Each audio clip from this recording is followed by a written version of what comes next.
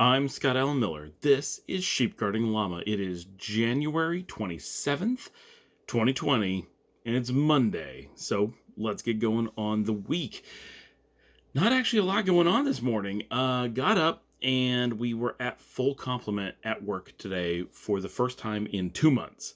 So that was amazing. We weren't exactly slow because of it, or it wasn't like really quiet, but it was just so nice to be able to talk to whoever we needed at any given time, and everything was covered. Like, I had to answer the phone like once all day. Like, it was just great. I've not had that much ability to relax about just the day at the office in quite some time. So awesome. And Mango Lassi was really busy today, which is nice. Not a tremendous number of posts, like a healthy number, but unique visitors. We just a couple people shy of 15,000 unique for the day, over 100,000 for the month. We did have a single day where we topped 20,000 today. We didn't hit that quite. We just skimmed off 21,000 one day this month, which are pretty crazy numbers. 21,000 unique visitors in a single day. That's amazing, right? And like our total traffic is up. That's just going great. Not that it's a huge focus, but it just another great thing that's going on right now. So that's going well. Managed to get caught up on SGL videos later in the day. For the most part, just normal work, nothing particularly special today. We did have another demo that went well. They're interested in moving on to the next step, so that's very important. And there was some feedback from a demo yesterday, not really a demo, but a talk about Fantastic yesterday that was moving forward today. Just lots of good stuff. Just one more thing after another has been really good. So I'm feeling just in general a lot less stress, a lot of good stuff coming up. And I did work pretty late today. We were supposed to have D&D tonight because it's Monday, and so we had kind of a busy schedule. Later in the day, Dominica went out about 4 o'clock. She had to get a crown replaced, or like a temporary put on, so she's got to go back, I think, next week to have that finalized. But so not a big thing, but she needed to get it done because it cracked the other day and you can't leave those things. So she did that, and while she was out, she talked to Kat and Taylor, and originally they're like, yeah, we're going to come over at 8:30, which is pretty late, but I'm like, all right, things have been going well, I'm going to be able to get away from work, we'll do it, it'll be good. But then about 7:30 they said that Kat got some work tonight, and so she's only been at the new job for a week today, so she had to take that. So ended up canceling D&D tonight, which is really kind of good because I got some work done, and got some time to hang out with the kids. So after I knocked off with work on the late side, had Burger King Impossible Whoppers for dinner. Paul ran out and grabbed those. Then I went out and hung out for a little bit as Liesel played Beat Saber. Chana spent a whole bunch of the afternoon with Minecraft in the living room on the new computer with the big screen and the really good rendering.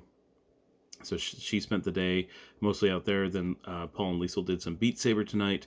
And then Chana went back to playing Minecraft, at which point Liesel and I went to her room and played Dragon Age for about an hour and a half. Made the kids dinner, got them off to bed.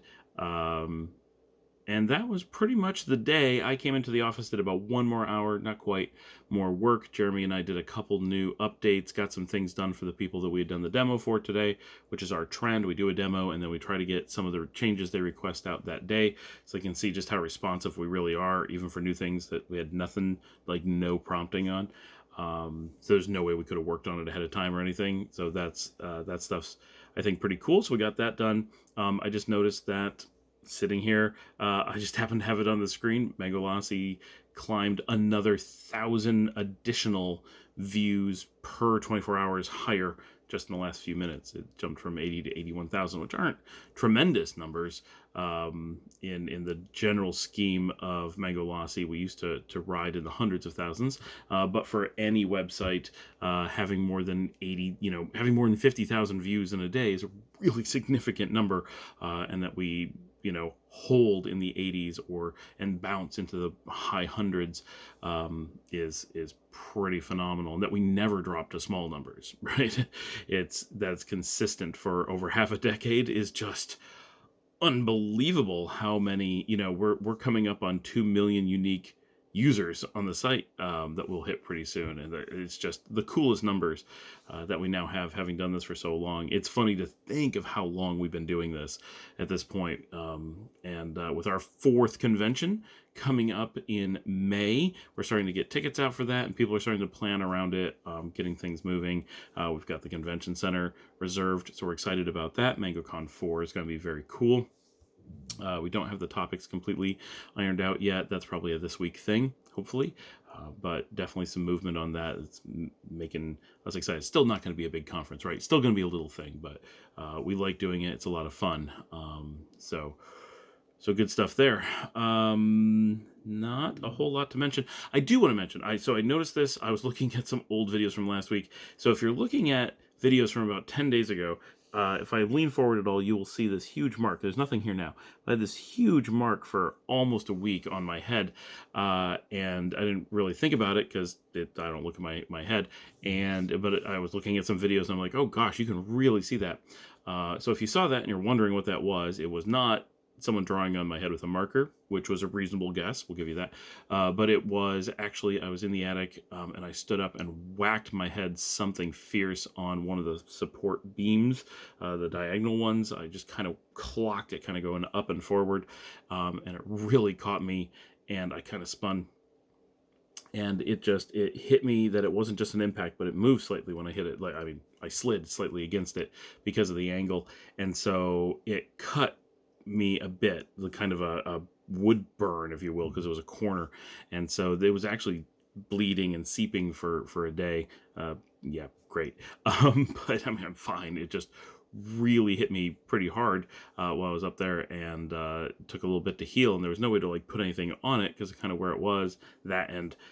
As I always say, Dominica says, why don't you put Neosporin on it? And I say, because there is absolutely no way for me to find Neosporin in this house. For a decade, I've been looking for the Neosporin and have never once found it. So saying, oh, it's in the... It's not even worth saying. We'll never find it, right? And it's not like she's ever produced it. I always say this, I can't find it. And she's always like, it's easy to find. But never once has she produced it in all the times that I've said that. So I don't think she could produce it if she needed to. And just in the time I've been saying this, the numbers on Mango Lassi just keep climbing, and it's the middle of the night. It's 1 o'clock in the morning as I'm recording this, for the numbers to have climbed huge percentages, actually hundreds of additional users. So I now have to explain, because I'm talking about this and it's climbing at quite a rate while I'm watching. We have a monitor that does a rolling 24-hour period. So it's a moving window. So it's always 24 hours long. So the number should be, in theory, really, really stable. And there are, in theory, certain parts of the day, generally around 2 o'clock in the afternoon, where you get it slightly higher, maybe, but it's always a 24-hour window. It only ever has one noon. It only ever has one midnight. It only ever has 2 in the afternoon. So if you're in the middle of the week, if you're coming off of a weekend, you can have...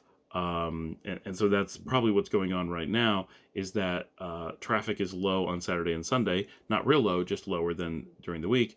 And then Monday through Friday, it tends to be a bit higher, with Tuesday and Wednesday and Thursday kind of being the peak. And so if you're doing a rolling 24-hour period, you don't see a pure work weekday until after midnight on Monday.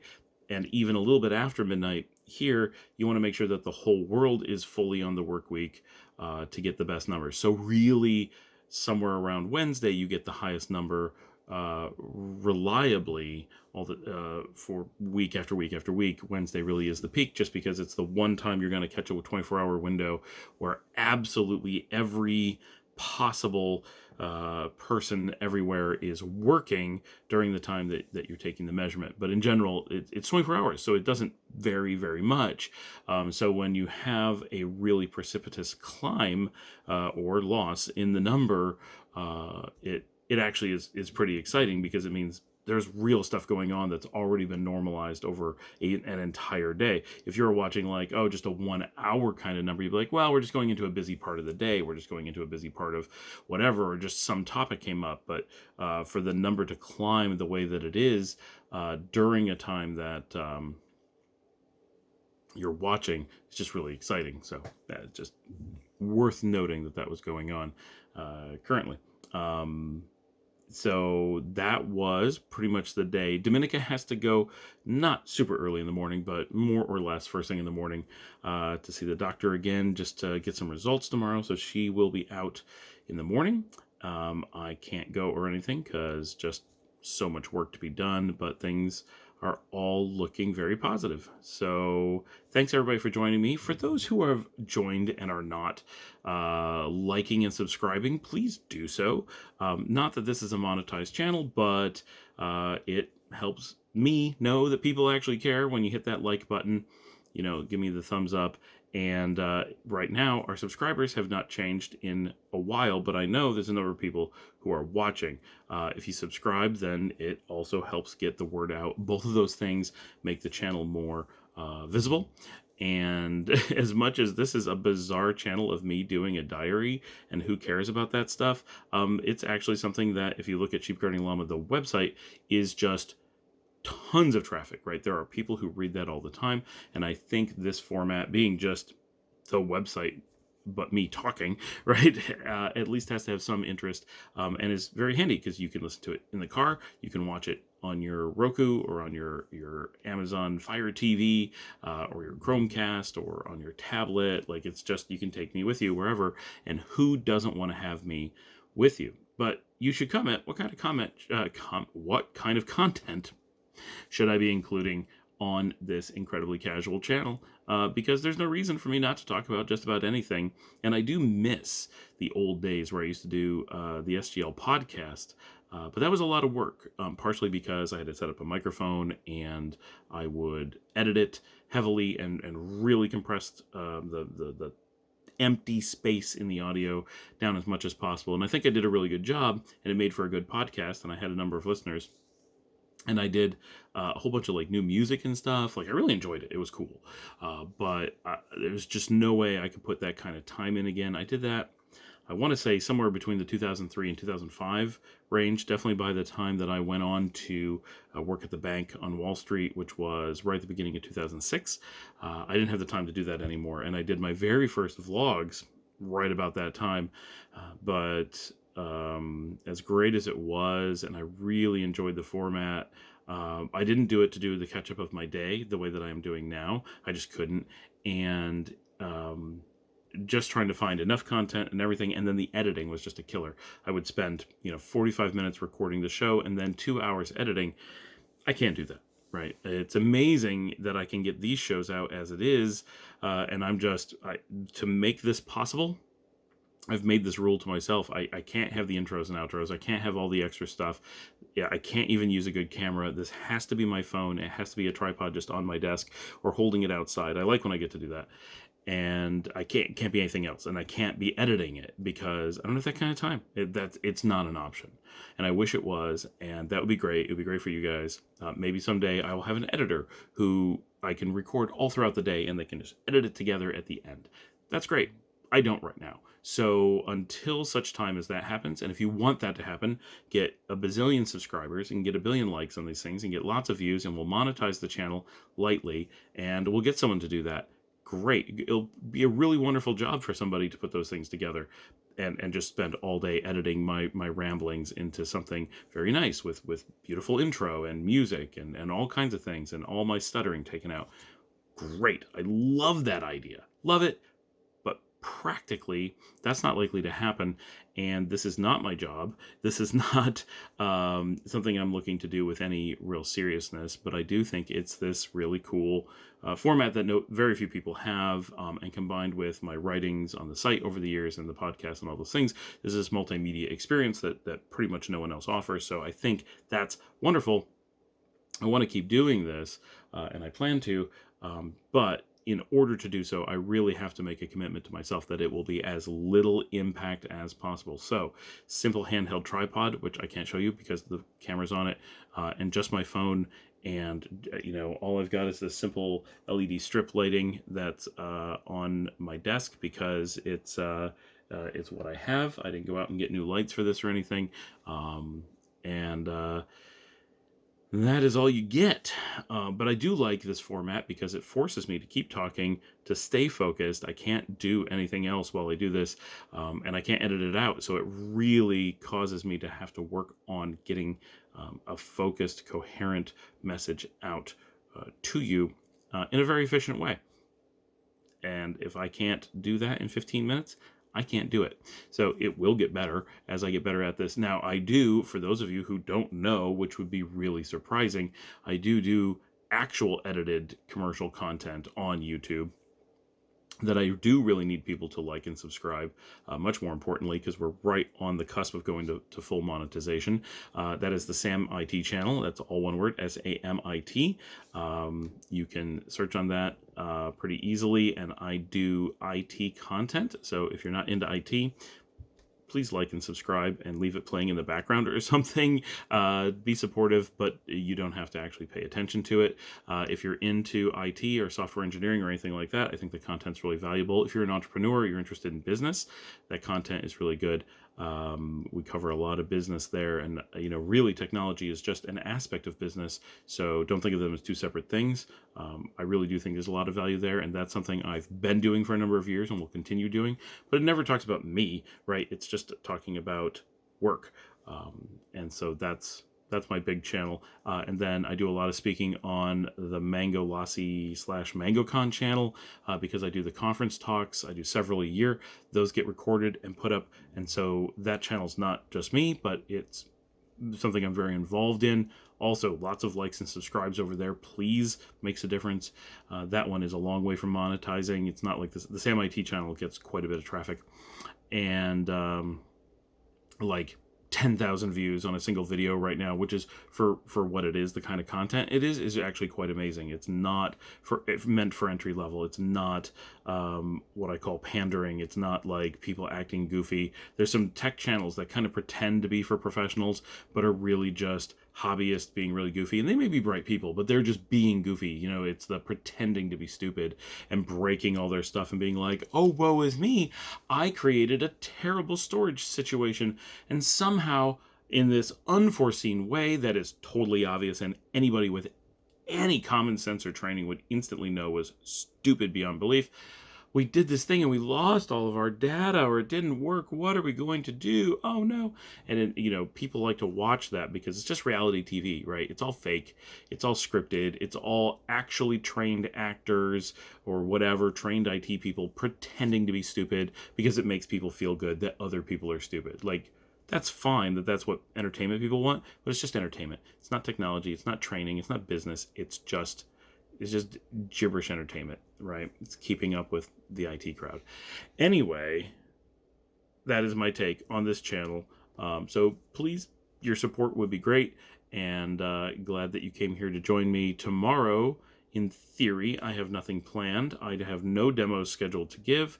I have no places that I am expected to go.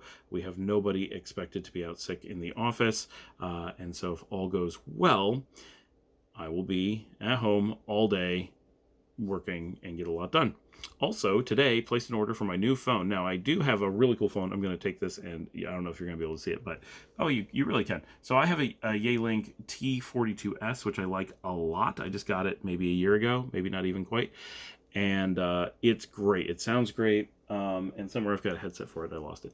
And high-end audio. It's got the Opus codec and the HD audio and the good speaker phone and I have the HD headset and the HD handset. So I've just got HD across the board, but it's only got 6 buttons, and it's just not a lot. It's not a very robust phone. My old one was old. I really needed to move up to this. The Opus and HD really make a difference. People don't always believe me. They really do. So if you're looking at phones, Yealink is my top pick for phones, but models with Opus and the HD settings, trust me, they're worth it. Even if you don't know why, you need them.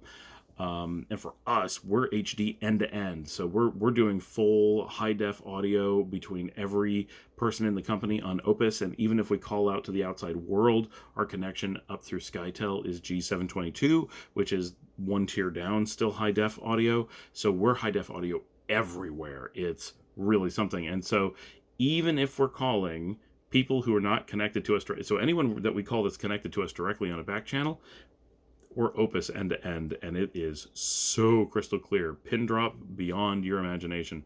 But even if we're only calling out to people who are connected on SkyTel and they don't even know we're connected in some way, we just dropped a G722, which still sounds like a CD. So it's really nice. But these phones are great. I love how well it works. I love how easy they are to manage. But just the other day when we did on Friday this deployment, someone was putting in a T46S, which is basically mine, but with 10 buttons instead of 6. And Alan has this one. I haven't played with his because I haven't been to his office in Salt Lake City. But, he jokes that I'm jealous of his phone. It's not quite true. I actually like the screen on the T42S better, but I need the buttons of the T46S. And more importantly, I need the ability to add a sidecar. So I ordered a T46S with the E40S sidecar. So I move up to 10 programmable buttons on the main screen and 20 programmable buttons on a sidecar. So with this, I'll be able to see, just on the sidecar, 20 employees all at once, all lit up, so I know whose phones are on and off and whose are on the hook and off the hook. So at any moment I can see what everybody in the company is doing. 20 isn't actually everybody, but it's all the people who are really on the phone. So I don't need to do, so normally I bring up a switchboard on my computer and watch that throughout the day, and it's really annoying. I mean, it's a great switchboard, but I have to use up one of my monitors to do it. So I have to sign in, then it's using computer resources, and just, there's a lot of negatives to it. If I'm really paying attention to the phones, it's great for monitoring that. But for casual day-to-day, like just all throughout the day stuff, I need to be able to just look down and see the buttons and know what's going on. And if I need to talk to someone, I can just pick anybody and boop, and it speed dials straight to them. Now to watch everybody, I can have it on there. The sidecar also has dedicated forward and backwards buttons. So I don't give up any of my 20 buttons to move forward and back from screen to screen. So I can have another screen or two screens or whatever on there that's like not things I need to monitor all the time, and they could just be speed dials to customers or whatever. So I can have just 20 different customers pre-programmed into the second set, and I'm just one touch button away from a whole screen of reading through who do I need to talk to, boop, and just dial them directly, which currently drives me crazy that every time I need to talk to a customer, and I do this all day long, I have to go look up their number and track down what I'm supposed to call, and it's a whole bunch of time that in which I'm likely to get distracted or not find what I need and then have to deal with something else. Having that is going to make my life